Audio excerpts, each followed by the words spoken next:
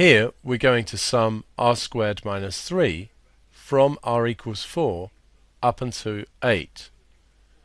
So we start with r equals 4 and we get 4 squared minus 3. We then add 5 squared minus 3. Then 6 squared minus 3. Then 7 squared minus 3. And finally 8 squared minus 3, stopping here because of the top limit.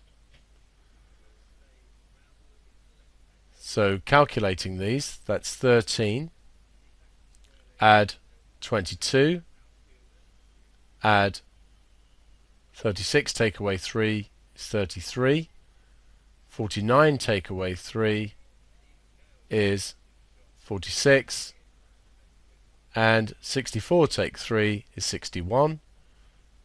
So we add these up, giving us 175.